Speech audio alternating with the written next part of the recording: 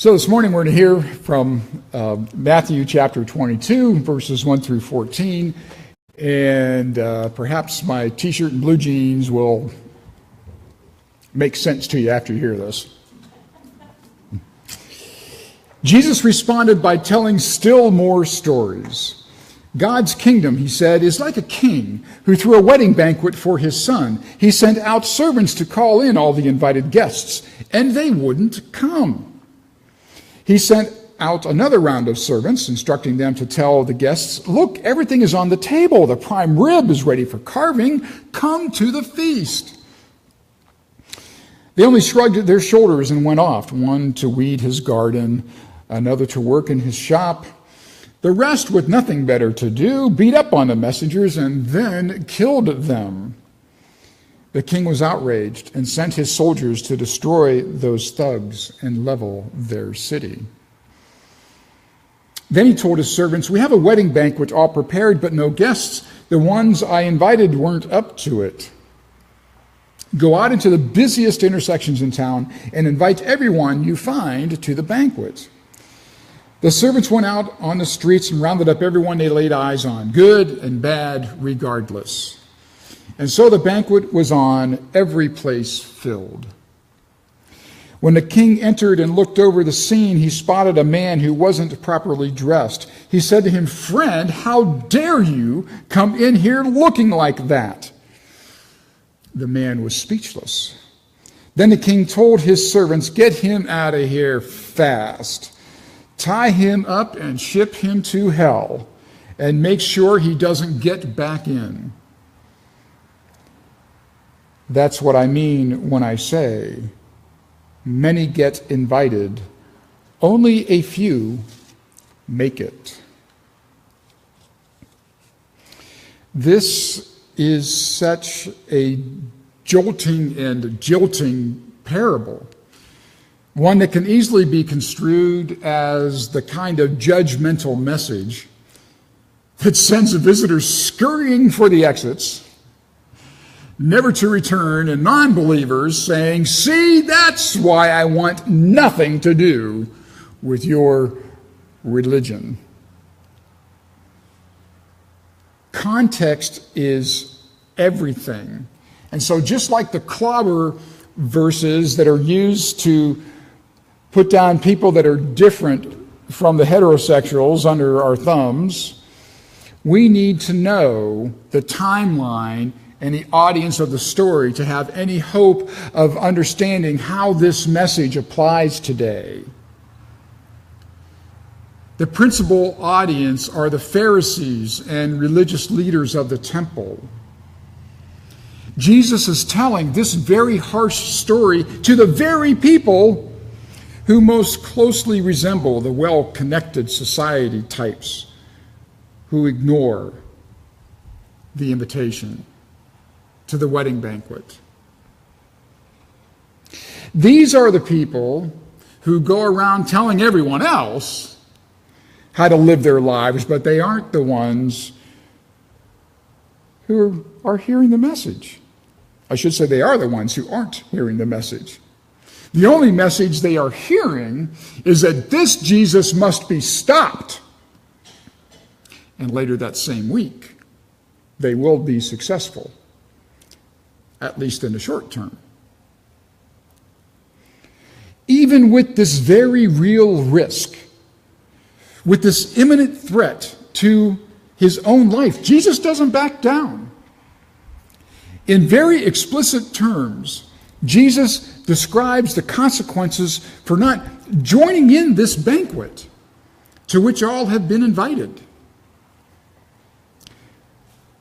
The beloved author, Robert Louis Stevenson, said, "Everyone, soon or late, sits down to a banquet of consequences." Obviously a man of faith, Stevenson recognized that all of us, even those watching online, no matter our station in life, face the consequences of our actions and life choices, not just in the afterlife which is what most preachers say that this lesson is all about, how to get into heaven. But in the here and now, Jesus places himself in that moment. It's just so doggone mean-sounding, though, isn't it? This guy gets so ticked off at people giving excuses for why they can't come to the wedding banquet that he even slaughters an entire town. I mean, talk about taking a snub just a bit too far. We don't like it. We want to skip over the mean stuff and find some nice fluff here somewhere. Here it is. The man invites even the poor to come. That's nice. We like that better. But what's this? He throws out the poor guy for being underdressed. That's not fair that all he has is a t-shirt and jeans. He's poor. How's he supposed to be able to afford the fancy clothes to go to this wedding banquet? Well, it was a custom at ancient Near East weddings during the first century, when the story is told, that guests would wear a garment that symbolized their respect for the host and the occasion. The host would provide a rack of suitable clothes at the entryway for the guests who did not have one. To not wear a proper garment when one was even given to you is a sign of disrespect for the host and the occasion. The host busts this guy, not for crashing the party, but for barging right in, cutting in line in front of other people. With his actions, this guy is basically saying, I'm only here for the food, not to honor you. Except the guy is speechless. And that's a whole other sermon about why he is speechless. In my previous career of photography, I've been to hundreds of weddings. From country clubs at Firestone in Akron to backyards locally, I have seen all kinds. I've seen people put on their finest clothes and others that don't care what someone else's idea of proper dress is. But beyond the clothes, it is the behavior that truly reveals who people are. The vanity of the fashionably late. The indifference of the people who are only there to make an appearance. The selfishness of the people who go back for seconds before everyone has been served. The loudmouths who are only there for the free booze. The ones who didn't RSVP but show up anyway without a gift. Seen it all. A photographer is always looking at the crowd. Here's the worst one. The people who raid the cookie table before dinner. That's the worst one right there. And you only understand that if you're from Youngstown. If you're not from Youngstown, you don't know anything about a cookie table, right? We realize we don't like the book of Matthew very much. The Christmas story isn't as pretty as the one in Luke.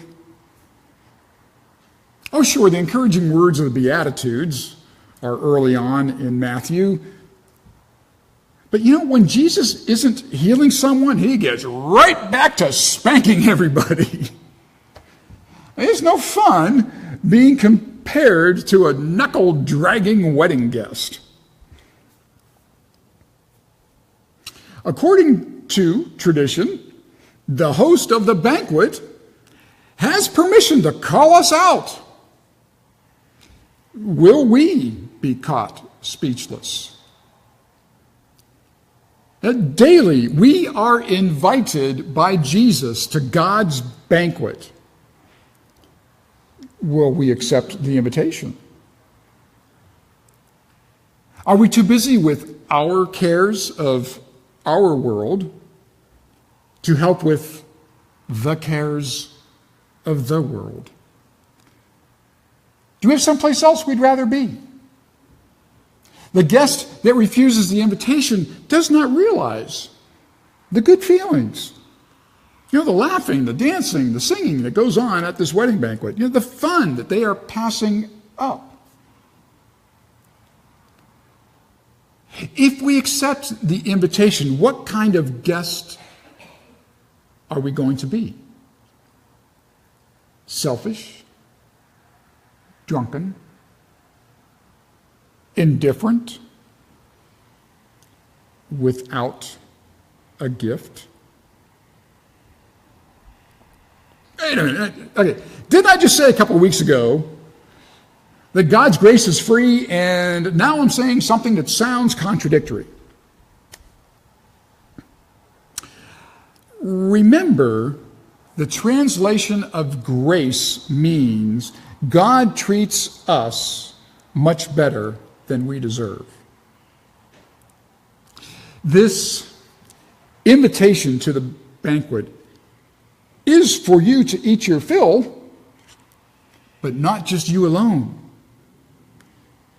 And not just to keep eating and never sharing your place at the table.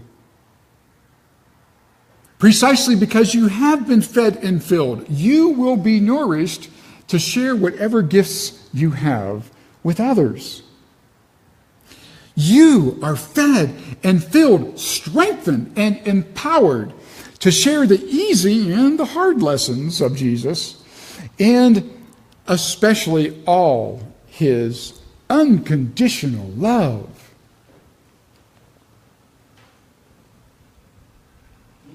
And that's why you are invited to a special banquet on November 5th. To accept our call to be more than just hearers of the word, to do more than just eat our fill, to invite all people to God's banquet, to accept our open and affirming belief statement that says, we believe that if God can love each of us equally, then we are called to extend that same unconditional love towards each other. We believe that everyone shall be treated with the same love and respect, regardless of race, gender identity, sexual orientation, age, marital status, ethnicity, religious background, physical or mental ability, addiction, socioeconomic status, or any other societal label.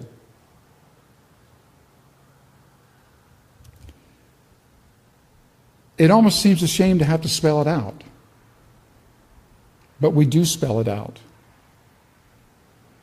so that there's not a misunderstanding that we believe God is for all people and not just people that look like us or act like us.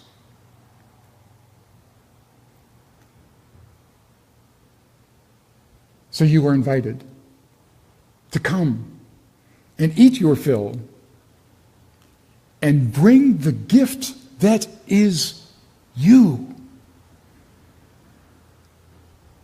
Amen.